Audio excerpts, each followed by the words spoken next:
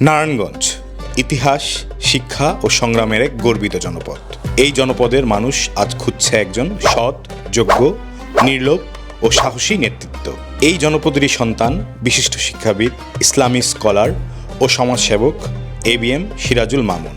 আমার জন্ম নারায়ণগঞ্জ জেলাতেই সোনারগাঁ উপজেলার জামপুর ইউনিয়নে 1967 সালে।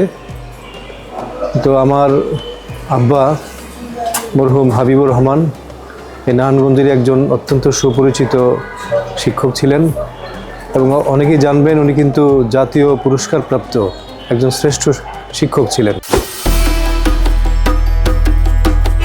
1967 সালের 5 জুন নারায়ণগঞ্জের এক সম্ভ্রান্ত ও শিক্ষিত মুসলিম পরিবারে তার জন্ম। পরিবার থেকেই ABM সিরাজুল মামুন পেয়েছেন শিক্ষা, নৈতিকতা ও মানব সেবার অনুপ্রেরণা। ছাত্রজীবন থেকেই তিনি ছিলেন অসাধারণ মেধার অধিকারী। একাডেমিক শিক্ষার পাশাপাশি কোরআন, হাদিস, তাফসির ও ইসলামী ইতিহাসে তিনি গভীরভাবে অধ্যয়ন করেন এবং নিজ প্রচেষ্টায় হন কোরআনের হাফেজ। ইসলামী আদর্শ ও খেলাফত রাষ্ট্র ব্যবস্থার সৌন্দর্য অনুপ্রাণিত হয়ে সুবিচার ভিত্তিক সমাজ ও রাষ্ট্র গড়াকেই তিনি তার জীবনের মিশন হিসেবে গ্রহণ করেন। 80-র দশক থেকেই নারায়ণগঞ্জে একজন জনপ্রিয় ও অপ্রতিদ্বন্দ্বী ইংরেজি শিক্ষক হিসেবে তিনি ব্যাপক পরিচিতি লাভ করেন। আধুনিক ও ব্যতিক্রমী শিক্ষাদান পদ্ধতির কারণে তিনি হয়ে ওঠেন শিক্ষার্থীদের প্রিয় মোল্লা মামুন স্যার। হাজার হাজার ছাত্র আজ দেশ বিদেশে সুনামের সাথে গুরুত্বপূর্ণ দায়িত্ব পালন করছেন তারই হাতে গড়া শিক্ষা ও আদর্শ নিয়ে। আমি নারায়ণগঞ্জে 1974 সালে চলে আসি সোনারগাঁ থেকে।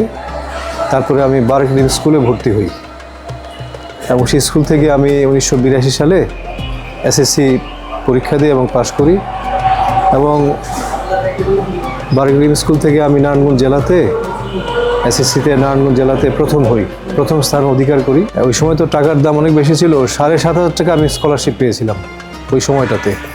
এবং ইন্টারমিডিয়েটে আমার পড়াশোনার বেতন আর সরকার নেয় নাই আমার কাছ থেকে।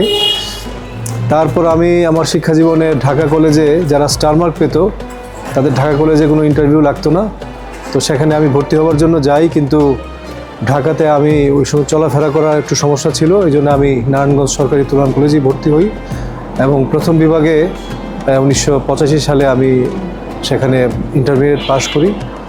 ইন্টারমিডিয়েট পাশ করার পরে আমি ঢাকা বিশ্ববিদ্যালয়ে ভর্তি হই 1987 সালে, 86 বা 87 হবে। কিন্তু আমার একটা সমস্যা ছিল, ওই যে আমি তখন থেকে গাড়ি ঘোড়ায় চড়তে পারতাম না। আমার একটা সমস্যা ছিল যে যানবাহনে আমি কোনো যানবাহনে শুধু ট্রেন ছাড়া চড়তে পারতাম না। সেজন্য কয়েকদিন ক্লাস করার পরে আমি আর পড়াশোনাটা সেখান থেকে কন্টিনিউ করতে পারি নাই। পরে জগন্নাথ থেকে আমি স্নাতক পরীক্ষা দিই এবং সারা বাংলাদেশে ঢাকা বিশ্ববিদ্যালয়ের অধীনে আমি ঢাকা বিশ্ববিদ্যালয়ের অধীনে স্নাতকে প্রথম বিভাগে 2য় স্থান অধিকার করি। পরবর্তীতে ইংরেজিতে আমি পরীক্ষায় সারা বাংলাদেশে আমি 3rd পজিশন নেই। এটা হলো আমার শিক্ষা জীবন। এবং এরপরে আমি আসলে যে রাজনীতিতে যে ইসলামকে আমি আমার জীবনের আদর্শ মনে করি। আমার কাছে মনে হয়েছে যে ইসলাম মানুষকে মুক্তি দেবে মানুষের শোষণ বঞ্চনা থেকে, সেজন্য আমি ইসলামী রাজনীতির সঙ্গে যুক্ত হই ছাত্রজীবন থেকেই। এবং পেশাগতভাবে সুযোগ থাকার পরেও আমি আর অন্য কোনো পেশাতে যাইনি। আমি একদিন কলেজে আসলাম, এই শহীদ মিনারের সামনে দাঁড়িয়েছিলেন আমাদের ভিপি শামীম ওসমান সাহেব, এবং আমি তখন ফর্ম ফিল আপে ব্যস্ত ছিলাম এই যে কলেজের যে অফিস রুমে। সেখান থেকে তার লোকেরা আমাকে ডেকে নিয়ে আসে এবং বাইরে এসে পুরো ক্যাম্পাসে আমাকে লাঞ্ছিত অবস্থায় ধাক্কা এবং হালকা মারধর করতে করতে গেট পর্যন্ত পুরো ক্যাম্পাস ঘোরানোর পরে আমাকে গেটে নেওয়া হয়। অনেক ছাত্রনেতারা তাকে বলেছিল যে এই ছেলেটা খুবই ভালো ছেলে, নারায়ণগঞ্জের সবচেয়ে ভালো ছাত্র, তাকে এইভাবে তুমি লাঞ্ছিত করো না। কিন্তু সে কোনো কথা শুনে নাই। আমি ফর্ম ফিল আপটা পর্যন্ত সেদিন করতে পারি নাই এবং সে বললো যে আর যেন কোনো দিন ক্যাম্পাসে তোকে না দেখি। এই একটা স্মৃতি। আরেকটা স্মৃতি হলো আমাদের ছাত্র সংগঠনের প্রতিষ্ঠাবার্ষিকীতে আমরা একটা মিছিল বের করেছিলাম। মিছিলটা 3 তলা থেকে নিচতলায়, এখন তো ক্যাম্পাস চেঞ্জ হয়ে গেছে, আগের ভবন তো নাই, নিচতলায় আসার সাথে সাথে আমাদের সেই শামীম ওসমান সাহেবের লোকেরা আমাদের উপর হামলা করে এবং অত্যন্ত নিষ্ঠুরভাবে আমাদেরকে সেদিন মারধর করে। ছাত্রজীবন থেকে তিনি যুক্ত হন ইসলামী আদর্শিক রাজনীতিতে। স্বৈরশাসন ও ফ্যাসিবাদের বিরুদ্ধে আন্দোলনে একাধিকবার কারাবরণ করেন। খেলাফত মজলিস প্রতিষ্ঠা, খতমে নবুয়ত আন্দোলন, বাবরি মসজিদ ভাঙার বিরুদ্ধে লং মার্চ, পার্বত্য শান্তি চুক্তি বিরোধী আন্দোলন, শাপলা চত্বরের ঐতিহাসিক সমাবেশ, প্রতিটি আন্দোলনে ছিল তার সাহসী ভূমিকা। আজ তিনি খেলাফত মজলিসের কেন্দ্রীয় যুগ্ম মহাসচিব। ছাত্রজীবন থেকেই আমি মানুষের অধিকার প্রতিষ্ঠার আন্দোলনে অংশ নিয়েছি। সর্বপ্রথম 1985 সালে জেনারেল এরশাদের সামরিক শাসনের বিরুদ্ধে যখন আন্দোলন হয়, ওই সামরিক শাসনামলেই আমি প্রথম গ্রেফতার হই 1985 সালে, এবং অত্যন্ত নিপীড়ন, সেখানে আমাকে অত্যন্ত রক্তাক্ত করা হয়। তার পরবর্তীতে দেশবিরোধী বিভিন্ন তৎপরতা এবং চুক্তির বিরুদ্ধে আরও কয়েকবার আমি গ্রেফতার হই। আমার এই রাজনৈতিক জীবনে মানুষের জন্য কাজ অব্যাহত রেখেছি।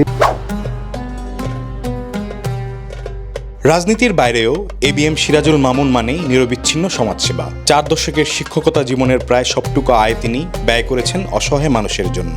বিনামূল্যে শিক্ষা, ত্রাণ ও খাদ্য সহায়তা, চিকিৎসা ও কর্মসংস্থান, এতিম ও অভিভাবকবিহীন শিক্ষার্থীদের জন্য লিল্লা বোর্ডিং ও মাদ্রাসা প্রতিষ্ঠা।